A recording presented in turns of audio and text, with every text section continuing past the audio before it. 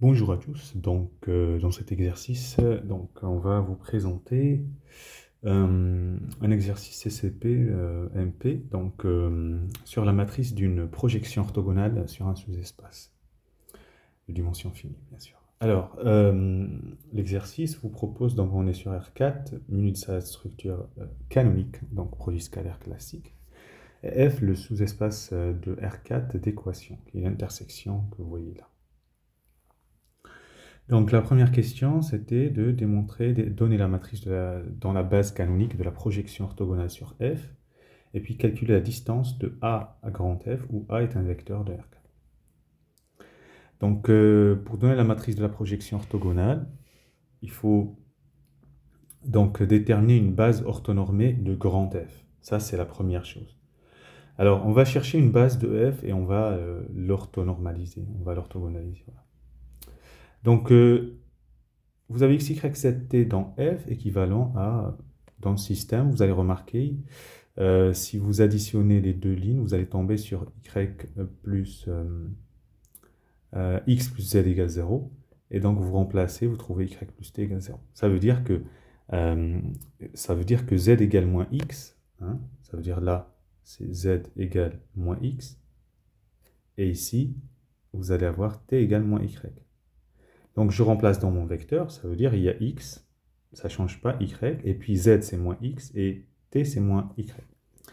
Et bien je vais l'écrire en tant que combinaison, je mets x devant, c'est 1, 0, moins 1, 0, et puis y devant, 0, 1, 0, moins 1. Alors j'ai obtenu deux vecteurs de f, mais ils sont orthogonaux, c'est un pur hasard, c'est parfait, mais ils ne sont pas normés. Donc je vais diviser par la norme qui est racine de 2, et j'obtiens, voilà, U1, c'est 1 sur racine de 2 fois le premier, plus U2, 1 sur racine de 2 fois le deuxième. Donc ça forme bien une base orthonormée de F.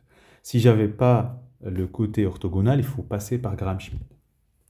Alors, je vais chercher la projection orthogonale de n'importe quel vecteur V, X, Y, Z, T dans R4. Donc c'est la formule, c'est V, produit scalar de V fois et le vecteur U1, le tout devant U1, et le produit scalar de V avec U2, le tout devant U2. Bon, bah écoutez, ça va être rapide parce que U1, il contient 0 à la deuxième et quatrième, donc le Y était, c'est 0, donc il reste X moins Z, le tout fois 1 sur racine de 2 fois U1. Et pareil pour l'autre, 1 sur racine de 2, Y moins T, U2. Voilà, donc là, c'est les produits scalaires, ce que j'ai remplacé. Hein. Donc V, U1, je vous montre juste un exemple. Donc c'est le produit scalaire de ce vecteur X, Y, Z, T avec 1 sur racine de 2 bien sûr, et puis 1, 0, moins 1, 0. Donc composante par composante, donc il reste x, vous voyez, 0, et puis moins z, et puis le tout sur racine de 2. Donc une fois ça c'est fait, donc il faut chercher donc, la projection de la base canonique. Donc la base canonique c'est E1, E2, 3, E4. Donc voilà, B la base canonique. Et on va chercher donc la projection de E1 sur F. Donc E1 c'est juste le premier qui est non nul, les autres nuls. Donc ça fait 1 sur racine de 2 U1. Donc c'est 1 sur 2 parce que U1 déjà contient 1 sur racine de 2, vous voyez. Donc ça fait 1 demi, voilà ça. Puis pour E2, la même façon, voilà. Pour E3, on trouve ça, pour E4. Et on va les placer dans l'ordre, donc un demi partout, donc un demi devant. Et puis on a le premier, le deuxième, le troisième et le quatrième. Voilà, c'est la matrice de la projection orthogonale sur grand F.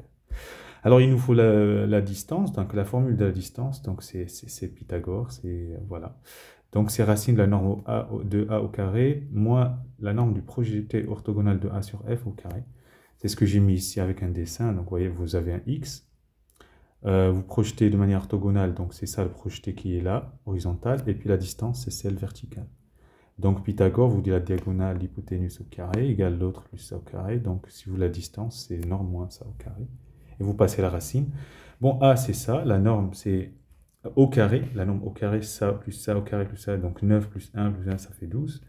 Le projeté orthogonal de A sur F, on le calcule. Donc je remplace dans la formule, on trouve moins racine de 2 U2.